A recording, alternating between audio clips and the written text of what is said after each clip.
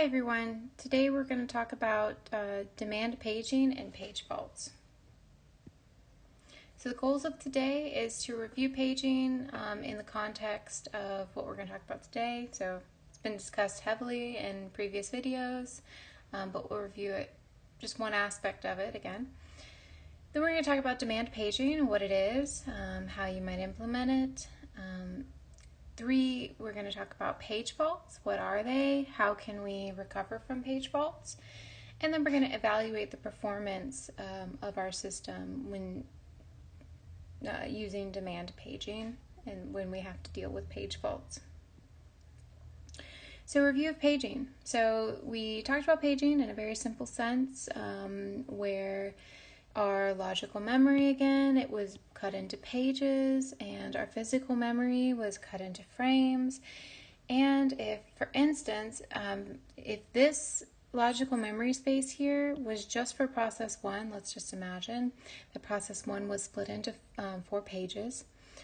Now for process 1 to run, we have to load all of these pages into physical memory. So here we have the space.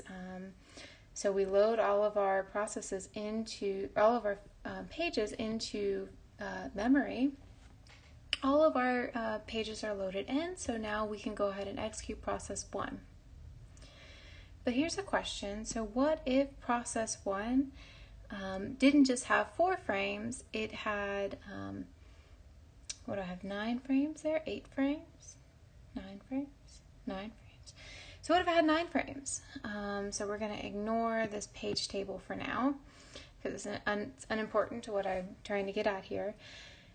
If this is our physical memory and this is the number of frames that it has, we have more pages than we have frames.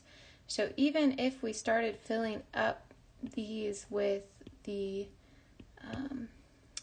pages that we have, we're still going to have one page that we cannot fit into memory. So process 1 is not going to be able to run when we're talking about just simplistic paging. And so this leads us to the question, what if we could do this? What if we didn't have to load, what if we didn't have to do this? What if we didn't have to load in all the pages all at once for a process to run, and we could just load in the pages that we need at a given time? So what would this allow us? This would afford us a couple things. So one, we could write bigger programs.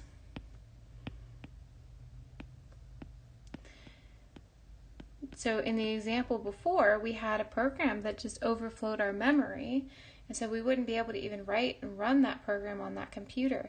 But here, if we only had to load in a couple pages at a time, then we could hypothetically write larger programs. We'd have more space. 2, we could have more programs in memory at one time. Right? So if we only need a couple pages from each program, then we can fit a lot more programs into main memory at a given time. And 3, faster execution time. So it's going to be a lot faster in a couple different ways. So faster execution time. 1, it's going to load faster. So on startup, we're going to be able to start a lot faster because we might just have to load a couple pages in for us to actually get the program up and running.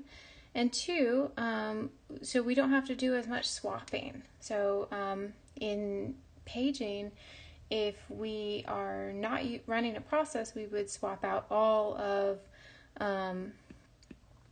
the pages that process that encompass that process, and so we'd have to do a lot of the swapping, and then if the process needs to be scheduled in again, we'd have to swap all the rest of them back in, and so this can be a lot of overhead. So it can also mean faster execution time. So these are 3 main benefits, but there's more as well. And this brings us to the concept of demand paging. So it's kind of self-evident what the name means. So on demand, I'm going to page in pages of my processes. So for instance, here, for process 1, maybe I just start process 1, I need 0 and 1, but I don't need 2 yet. So I can put my 2 in a data store to be scheduled at some point, and then maybe process 2, I just need to load in 0, and I can store 1 over here. So as I'm executing these processes, at some point I am going to need 2. So at some point in my execution, I'm going to need 2, and at that point, then I can take 2 out of the data store and schedule it into my main memory. So that's the whole idea behind demand paging. One thing that will help you implement demand paging is to use a valid or invalid bit. So before, when we talked about the page table, we just talked about how it had the frame number stored here, and that would let us index into the right frame in physical memory. However, as you saw with some of the calculations, you didn't actually need the full. So if we had 64-bit addresses, these are of course pointers to places in physical memory, so we had a lot of extra space actually. So we didn't actually need all of the bits here to address into main memory. So one thing that you can do with those extra bits is you can add kind of flag bits, and one important one that you can add is a valid invalid bit. And so in normal paging, you can use this invalid valid bit to just say if the page is, if the address that was generated is actually valid, or and if it's not, so then you can just kind of, however you want to handle that. In demand paging, what you can also use it for is you can say that valid, it's going to have a flag of valid if it's valid and it is also in memory. So if it's actually loaded into memory, it's going to have the bit's going to be valid. So you can then use the invalid bit to encompass that it's either not valid or it's not currently in memory. So either it was not a valid address or it's not in memory. So now you can use this invalid bit to do that, which is going to help with demand paging. So for instance, let's say that B now needs to be used by a process. So this is going to be an introduction kind of to page faults. So if B needs to be loaded in right now, so B was generated, this address was generated, I'm going to address into my page table, and in my page table I'm going to see that I have a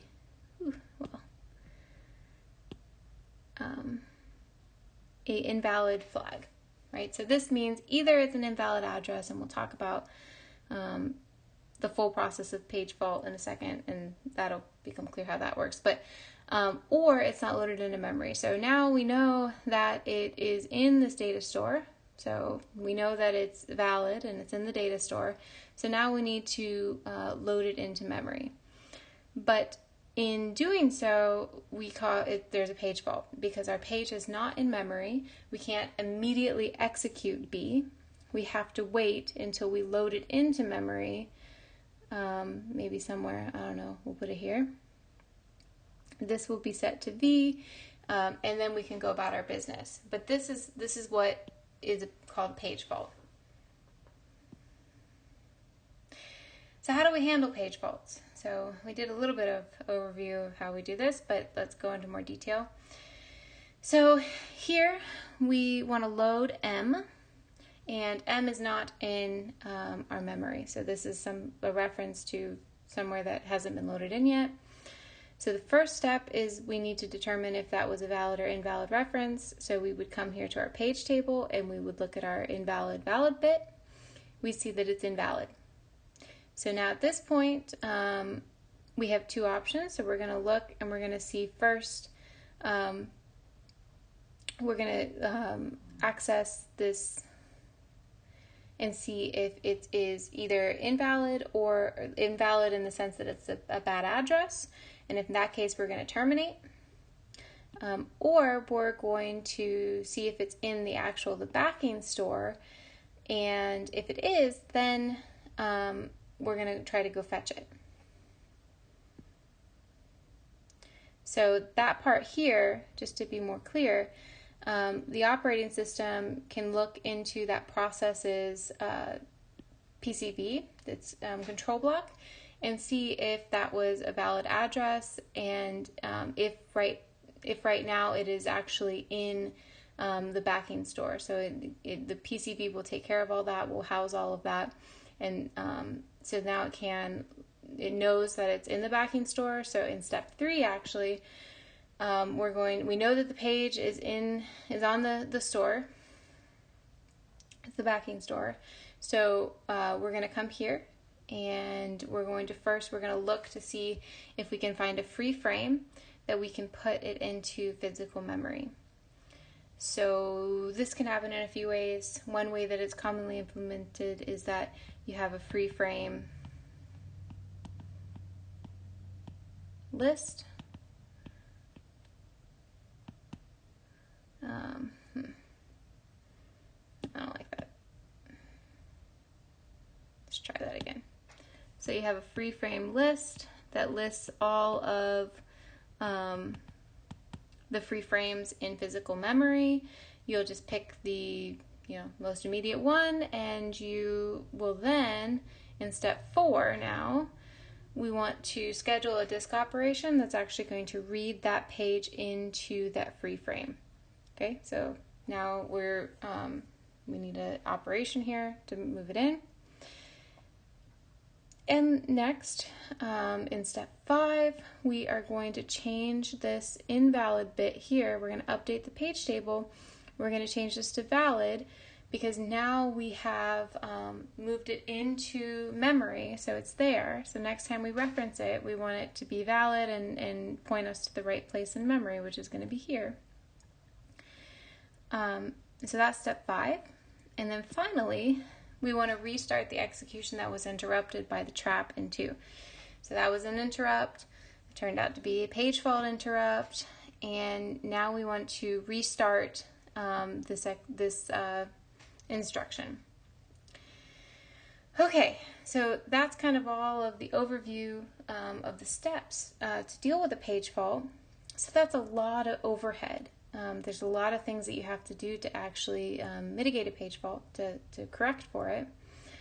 And so as you can kind of tell, or maybe you're thinking in your head, that might add a lot of execution time, which it does. And so we want to minimize these page faults.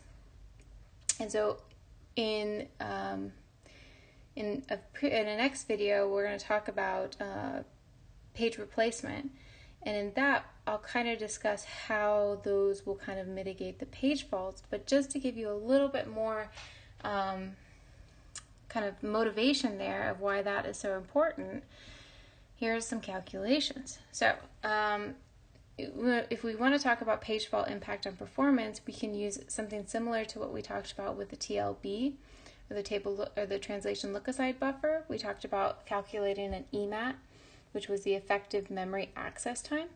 So in the sense, you can kind of find a new metric for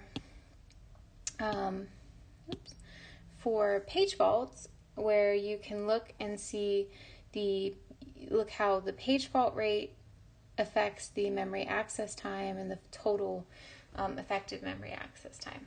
Okay, so our calculation here is 1 minus P, and P is going to be the page fault rate. So this is the amount of page faults that happen, and we look at this in a rate, not a percentage. M is the memory access time, so this is how long it takes to actually access memory. And then PT is the time to actually recover from a page fault. So this is all those steps that we talked about. How long do all those steps take collectively? And we're going to multiply that by just p, not 1 minus p. So this is how many, this is the page fault when it's page faulting. When the system is page faulting, we need to multiply it by the page fault recovery time. When it's not page faulting, then we can just, it's a memory access, right? There was no page fault, page was there in memory. We just need to access memory. So that's the equation. So let's look at it in action. So here's an example where maybe our memory access time is 200 nanoseconds and our recovery time from a page fault is 8 milliseconds, which is feasible. So let's look at the relationship between P and EMAT. So if we look at this, I've just plugged in the numbers. So I've translated, or I've converted my milliseconds into nanoseconds. So now I have 8 million nanoseconds as my time, my PT. And so now if I multiply out, I get something like this. And so you can see that EMAT is directly proportional. So EMAT is directly proportional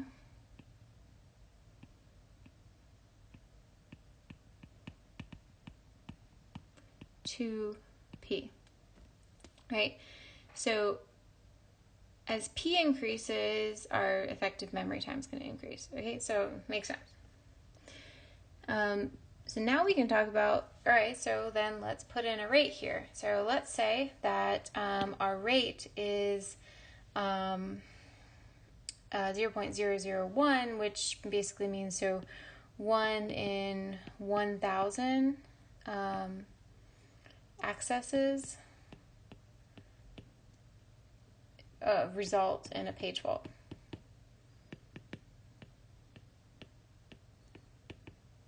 Which seems rare, 1 in 1,000, that doesn't seem too bad. But if you calculate this out, so this would mean that we have equals 200 plus 9